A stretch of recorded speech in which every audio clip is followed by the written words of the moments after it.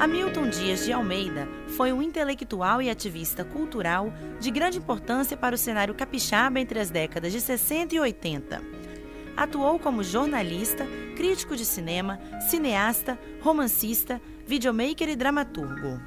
Como ator e diretor em Vitória, quando eu tinha 20 anos, são 36 anos atrás, não tinha como não conhecer Hamilton de Almeida, na medida que ele comandava tudo que fosse a inteligência, o intelectualismo no lado da cultura.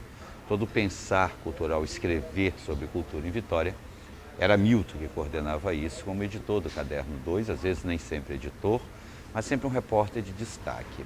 Você precisava saber de alguma coisa, de uma atriz, de um ator que fez aquele filme e tal, ele tinha na ponta da língua, era impressionante, né?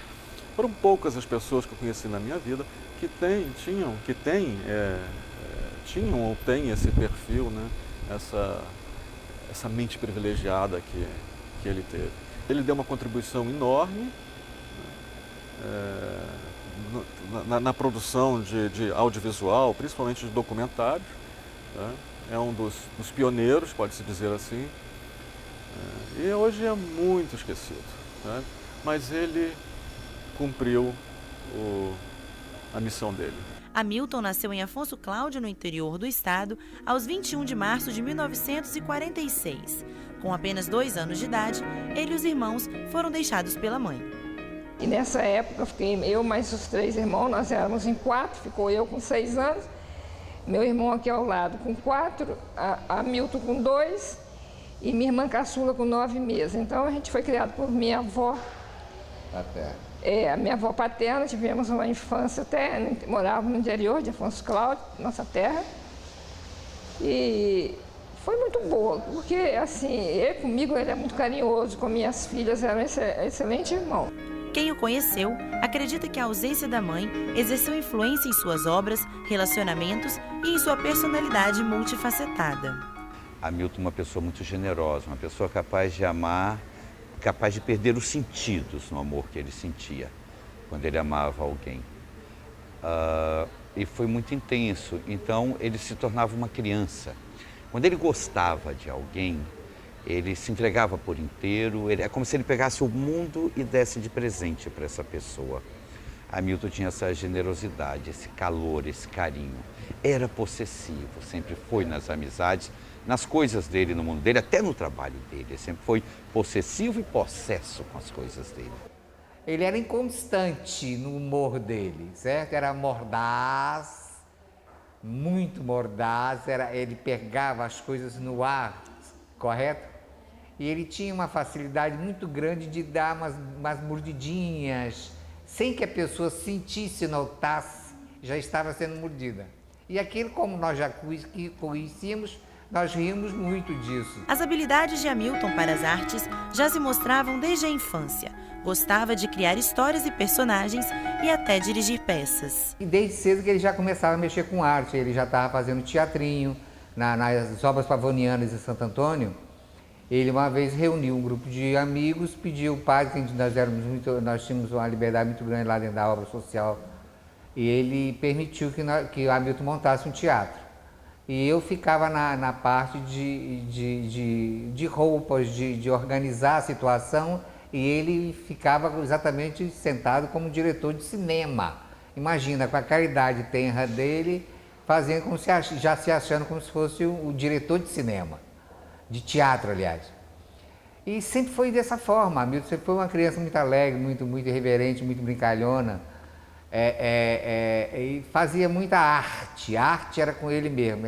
Nossa, ele aprontava demais. Ele colocava uma capa nas costas, pegava um lençol, uma toalha de mesa, amarrava no pescoço, arrumava um pedaço de pau, fazia uma espada e ficava brincando, e conversando, e pulando daqui, pulando daqui. Ele era muito dinâmico, muito assim, uma criança que eu nunca vi igual. Sua grande paixão era mesmo a leitura. Preferia as literaturas. Esse gosto levou consigo por toda a vida, até seus últimos dias. Quando ele foi descoberta a doença dele, o câncer de pulmão, ele passou a ficar morando comigo.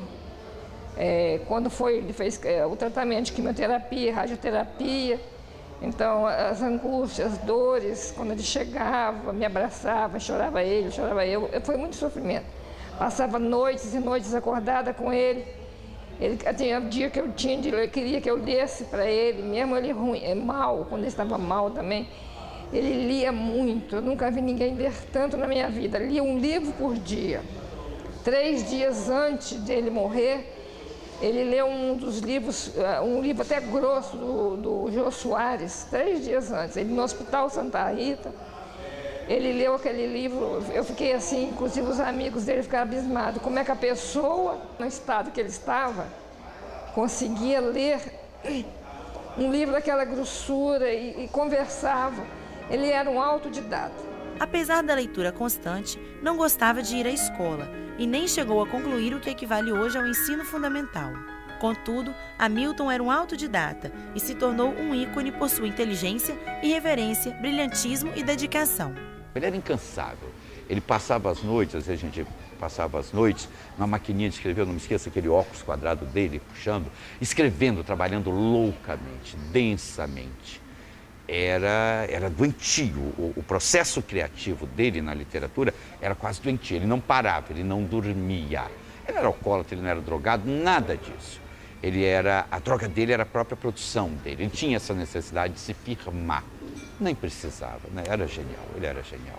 Ele aprendeu tudo, sabe? Pelo esforço, pelo desejo, pela vontade, pela gana, sabe? Pela autodidata, aquela busca pelo conhecimento, sabe? De conhecer literatura europeia, literatura americana, de aprender. Ele aprendeu sozinho ler inglês, sabe?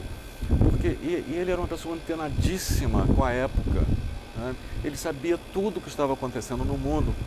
Não tinha internet, não tinha Google, não. Ele era um Google, ele era, sabe, uma fonte de pesquisa. Hamilton começou a carreira profissional em pequenos jornais de Vitória e se consagrou como jornalista no Caderno 2 da Gazeta, onde atuou por mais de 20 anos como crítico de cinema. O jornal Gazeta, nessa época, tinha um Caderno 2, caderno, se não me engano, 12 páginas. Era um caderno de cultura, se escrevia, tinha o Aprígio Lírio, Luiz Palma Lima, e outro, teve Chico Neto. Era um caderno que se escrevia cultura. Eles pensavam, escreviam, às vezes tinha crítica de 3 livros. O Caderno 2 era um caderno que você lia que te preenchia, te alimentava. Ele era um polemista, né? Foi uma das coisas que marcaram muito a vida do Hamilton, foi ele entrar em todo tipo de polêmica. Ele era muito corajoso, né? Entrava com ferocidade, sabe? Ele destruiu carreiras, né? Mas também contribuiu para algumas. Eu conheci 2 Hamiltons, quer dizer, o Hamilton amigo, o Hamilton crítico profissional. E ambos os Hamiltons, eles tinham ele vivia nos extremos, nunca no meio. A vida de Hamilton foi uma vida de extremo, ora pelo máximo, ora pelo mínimo. Seu talento foi além. Escreveu e dirigiu documentários de sucesso. Seu trabalho mais conhecido foi Lugar de Toda Pobreza, escrito com o jornalista Carlos Henrique Gobi. O documentário mostra o atual bairro de São Pedro, em Vitória, na década de 80. Um trabalho que, segundo Gobi, foi um dos preferidos de Hamilton.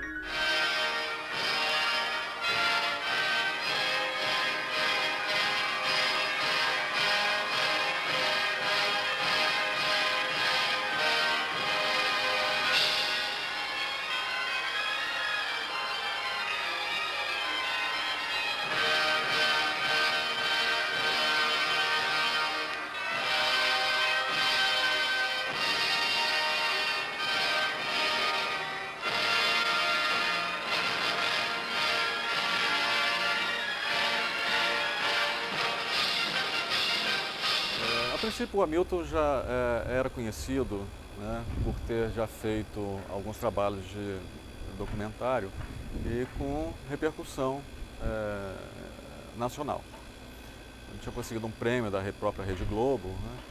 E um documentário dele foi passado em rede nacional e tudo. Até que um dia um diretor da televisão, seu Nelson Bonfante, né, chamou, contou para ele a história da mulher dele, que havia visto, né, descido da antena lá, da Fonte Grande, das antenas, onde ele morava, né, a esposa dele desceu, que a gente desce lá por trás, né, saindo lá em São Pedro, viu aquele monturo e um monte de gente mexendo, catando lixo.